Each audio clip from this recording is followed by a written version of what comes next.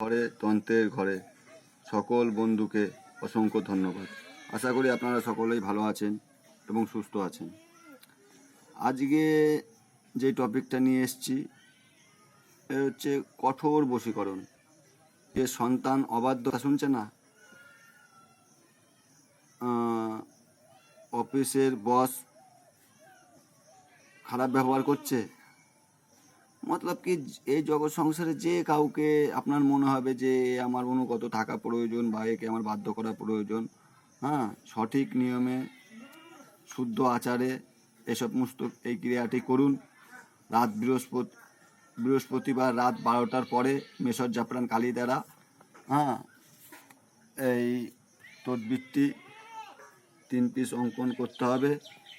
করে সরিষার তেল দ্বারা তার বাড়ির দিকে মুখ করে বসে পোলতে বানিয়ে,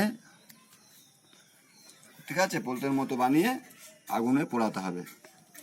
আগে পরে দুরূদ ইব্রাহিম পাঠ করে নেবেন, আসন বন্দনা করে নেবেন, ঠিক আছে। এবার দেখুন এই তদবিরটি আমি করে দিচ্ছি, দেখে নিন,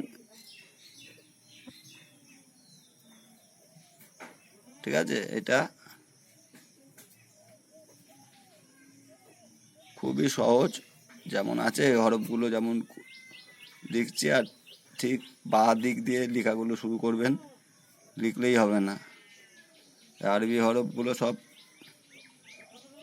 বা দিক দিয়ে লিখতে হয়, ঠিক আছে।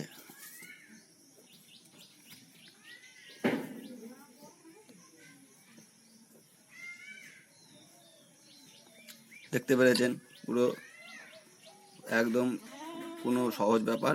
এটা 3 পিস অঙ্কন করবেন, আর নিচে ফলাং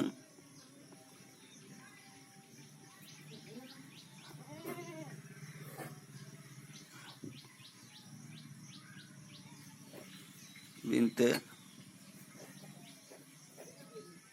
ফলাঙে নাম লিখতে হবে, ঠিক আছে। এই ফলাং বিনতে ফলাঙে নাম লিখবেন, লিখে আরও ভালো হয় যদি মা বাবার নামও সঙ্গে লিখে দেন, ছেলে হলে বাবার নাম আর মেয়ে হলে মায়ের নাম, ঠিক আছে। এভাবে যদি লেখেন,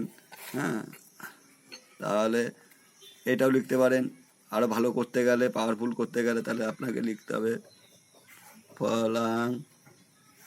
প্রথমে যদি আপনি মেয়েকে বশ করতে চান ছেলে হয়ে, তাহলে কী করতে হবে, আপনি প্রথমে ফলাং বিনতে ফলাং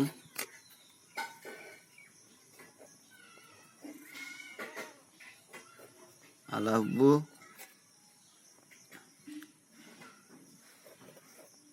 ফলাং বিন ফলাং, ঠিক আছে। এইভাবে আপনারা কাজটা করবেন। যদি বুঝতে কোথাও অসুবিধা হয় আপনারা বলবেন, ঠিক আছে। এই যে পুরো তদবিরটি ভালো করে দেখে নেন, ঠিক এইভাবে অঙ্কন করে বৃহস্পতিবার রাত 12টার পরে 3 পিস অঙ্কন করবেন। করে আগে পরে দুরূদ ইব্রাহিম পাঠ করে নেবেন, আল্লাহ পাকের কাছে দোয়া মাংবেন, দিয়ে এই কাজগুলো করেন, সকল মনোবাসনা পূর্ণ হবে, ঠিক আছে। ভালো থাকবেন।